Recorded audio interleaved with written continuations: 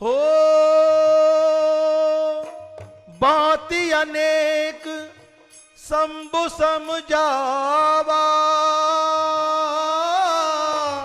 भावी बस न ज्ञान उरियावा। राम सिया राम जय जय राम, राम सिया राम जय जय राम। जो होनहार होती है ना, उसे कोई भी नहीं रोक पाता है, स्वयं भगवान भी उसे रोक नहीं पाते हैं। ये लीला उसकी ही होती है। किसका उद्धार वो कब करते हैं, किसको वो संहार करते हैं, किसका वो मलिया मेट करना चाहते हैं, ये सब उसकी ही महिमा होती है। लेकिन भावी होनहार जो होती है वो रुक नहीं पाती है। मां सती जिद कर गई, वो भगवान शिव की बात उसे बुरी लग रही है, कड़वे वचन लग रहे हैं कि ये मुझे अपने मायके जाने से रोक रहे हैं। हो के प्रभु जाओ जो बिनहि बुलाए, नहीं भली बात हमारे भाई। राम सिया राम जय जय राम, राम सिया राम जय जय राम। जिस समय भवानी नहीं मानी, स्त्री की हट के आगे भगवान शिव की एक ना चली। स्त्री हट इतना बुरा होता है कि उसके आगे इंसान की नहीं चलती है। अगर यही भोलेनाथ ने उसे बहुत समझाया कि हे प्रिय तू मान जा, आज मेरा मन नहीं कर रहा है, तू क्यों इतनी जिद कर रही है, तू क्यों इतना मुझे तंग कर रही है, तू क्यों इतना मुझे परेशान कर रही है, आज तू मत जा, छोड़ दे जिद को। लेकिन उसको मायके की रट लगी हुई थी, मैंने मायके जाना है। क्योंकि बेटी का अपने पिता के यहां कोई यज्ञ रचाया हो, कोई जब पिता कोई कार्य करता है तो बेटी के मन में एक अजीब सा चाव चढ़ता है कि मेरे पिता ने मुझे बुलाया है, मैंने जाना है।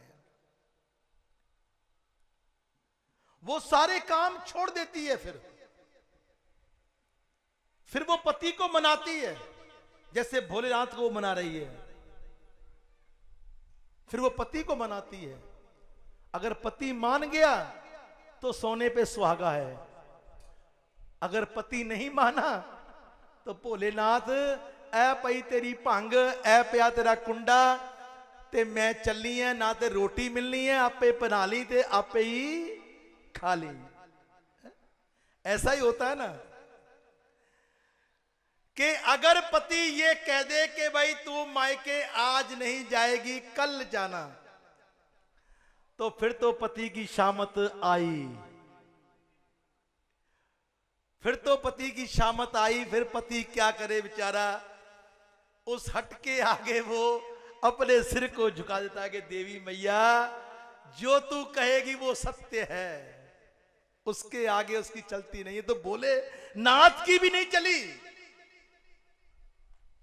और जब ना की तो मैया ने कुंडा को फेंक दिया कि मैं तेरी भंग नहीं घोटनी।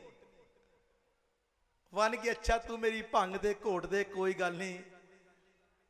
और अगर यही पति कह दे कि हां भाई चल, तो फिर तो पत्नी उसके कपड़े भी प्रेस करेगी। फिर पति कहता है हां जी मेरे बूट कहां हैं, मेरे जूते कहां हैं, लो जी आगे ये रखे हैं। अच्छा पति कहता है कि भाई जुराब कहां पड़ी है, वन की लो जी अभी आगे पहनो इनको। अच्छा भाई मेरी घड़ी, मेरी टाई, मेरी बेल्ट, हाँ जी मैंने सब कुछ आपका फ्रेश रख दिया, ये लीजिए।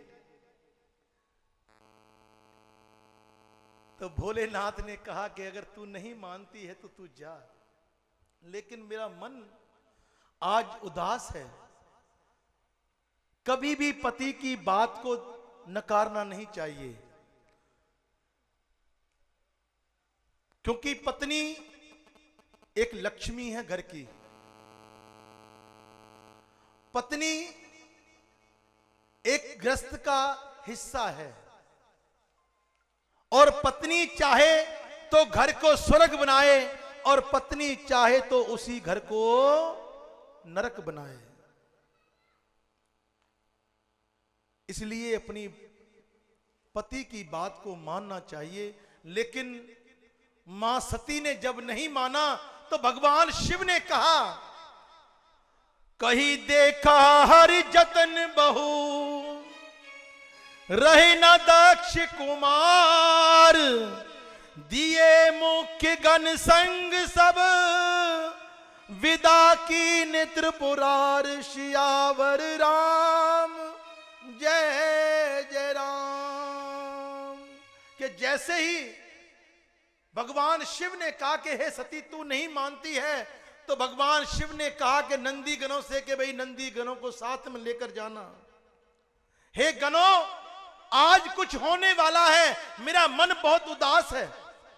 आज कोई होनहार इनके सिर में मंडरा रही है, लेकिन इनको पता नहीं लग रहा है, क्योंकि इनको मायके की रट लगी है। इनके साथ जाना और इनका ध्यान रखना। तो मां सती प्रसन्न हो जाती है और नंदी गणों को साथ लेकर वो चल देती है जहां पर उसके पिता ने यज्ञ रचाया है। पिता के द्वार पहुंचती है, बड़ी प्रसन्न होती है। लेकिन आगे से उसका पिता जब आ रहा तो पिता ने भी ये नहीं पूछा कि बेटी तू आ गई, मुझे माफ कर दे, हे बेटी मुझे माफ कर दे कि मैंने तुझे बुलाना भूल गया। पिता ने उससे कुछ नहीं पूछा, बस ये पूछा तू आ गई। वो चला गया अपनी नगरी को। अब वो इधर जाती है उधर जाती है, कोई उससे बातें नहीं करता है, कोई उससे बात नहीं कर रहा है। देखिए मां भी अपनी बेटी से अपने पति के डर के मारे एक आम तौर पर मिलती है कि बेटी तू आ गई, बस इतना कहा। जिस मां का कलेजा बेटी के लिए धड़कता है और बेटी का कलेजा अपनी मां से मिलने के लिए धड़कता है, वो मां कह रही है कि बेटी तू आ गई, बस इतना ही। उससे कोई हाल नहीं पूछा कि तेरा पति क्यों नहीं आया, तू थक गई होगी, तू विश्राम कर ले, तू कुछ खाना खा ले। मां ने कुछ नहीं पूछा। लेकिन बहन जब आगे बहनें मिलती हैं तो बहन मुस्कुरा रही हैं। ये सती 16 बहनें थीं, ये सती जो है 16 बहनें थी। ये 13 धर्म को ब्याही गई थी और सती ज्योति भोलेनाथ को ब्याही गई थी।